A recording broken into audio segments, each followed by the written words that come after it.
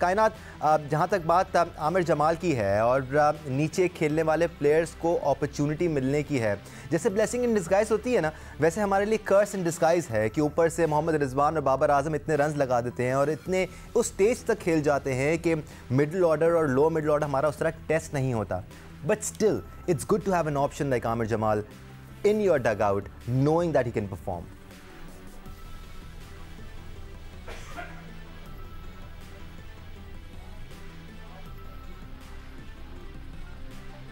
पेशावर को पूरे सीजन जरूरत रही है कि नीचे से कोई परफॉर्म करे, तो आमिर जमाल ने भी एक दो मैचेस में थोड़ा बहुत परफॉर्म किया. कल की इनिंग्स उनकी बहुत अच्छी थी, तो इनको भी थोड़ा और टाइम देना चाहिए कि वो नीचे से परफॉर्म करें. इवन दो बाबर बॉल्स वगैरह ले लेते हैं, ज्यादा हो सकता है ऐसा है कि वो लेते हैं, लेकिन अगर यहाँ पे बात वही आती है कि नीचे वाले जो प्लेयर्स हैं अगर वो डोमेस्टिक में परफॉर्म नहीं करेंगे उस तरीके से, इस लेवल पर हमारी लीग में परफॉर्म नहीं करेंगे, तो इंटरनेशनल में उन पर किस तरीके से भरोसा किया जाएगा. फिर ऑटोमेटिकली यही होता है कि फिर सीनियर प्लेयर्स पर ही ज्यादा भरोसा कर लिया जाता है. तो yes, he is a good fine, लेकिन अभी मुझे लगता है आगे के मैचेस में इन पे ज्यादा रिस्पांसिबिलिटी होगी, स्पेशली इस परफॉर्मेंस के बाद.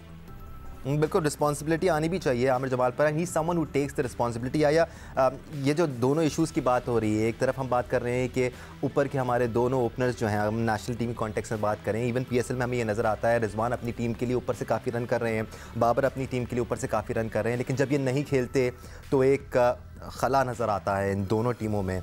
Aamir Jamal fills that void pretty well.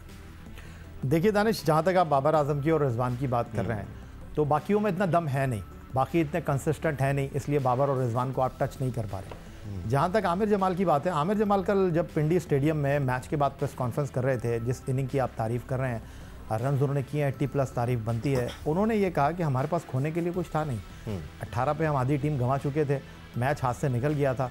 मैंने कहा चलें ट्राई करते हैं, बस लगाने के लिए चले जाते हैं. बस मैं तो चला रहा था क्योंकि मुझे पता था मैं किसी गेंद पर भी आउट हो सकता हूँ. मैं मारता रहा और गेंद बल्ले पर आता रहा. ये उन्होंने कहा है जो मैं आपको बता रहा हूँ. अब मसला यहाँ पर यह है कि आपने एक इनिंग के ऊपर उनकी कहा कि हमें एक ऑलराउंडर मिल गया.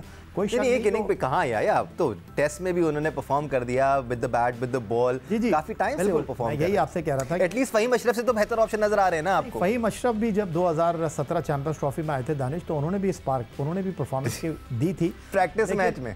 नहीं, उन्होंने, अगर आपको याद हो दानिश, तो डबलिन में जो पाकिस्तान वाहिद टेस्ट मैच खेला आयरलैंड के खिलाफ, वो टेस्ट मैच ही फहीम अशरफ की वजह से हम जीते. 91 उन्होंने उस मैच में किए थे.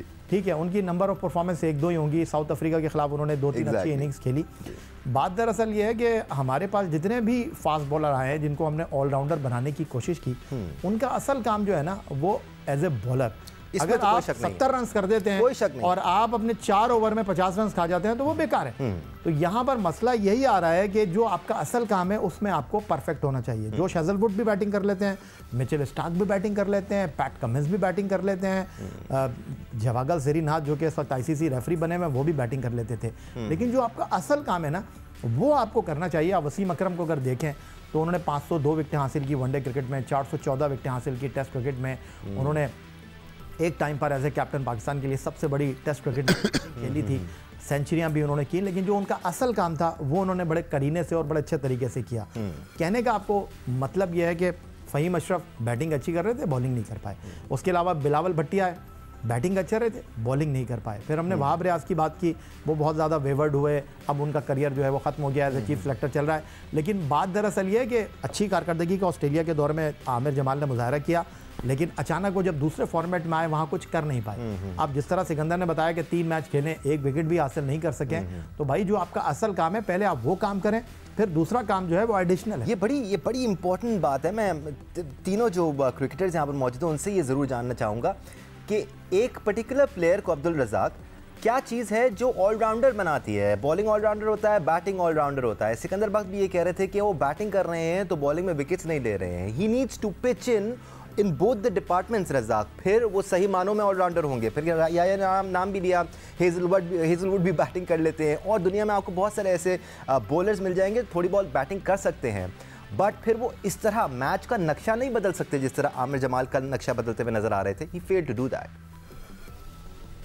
देखिए, बड़ी सीधी बात है, ये जो डेवलपमेंट की बात होती है, प्लेयर बनाने की बात होती है, ये सारा कप्तान पे डिपेंड करता है. पर कप्तान सेंसिबल होना चाहिए, और हमारे पास इतना कोई सेंसिबल कप्तान है नहीं है. हमारे पास जो भी कप्तान आता है उसकी परफॉर्मेंस पे फोकस होता है कि अपनी परफॉर्मेंस अच्छी हो जाए, टीम जीती है कि नहीं जीती। हमें ये नहीं पता चलता कि जब 190 चेस करना होता है तो 160 चेस करने के हिसाब से हम खेलते हैं, हमें पता ही नहीं होता कि जब हम पहले बैटिंग करते हैं तो हमें यही नहीं पता कि कितना टोटल करना चाहिए, हमने जूम कर लेते हैं 170 अपने माइंड में रखा हुआ था इस टोटल करना है और वो आराम से हो जाता है।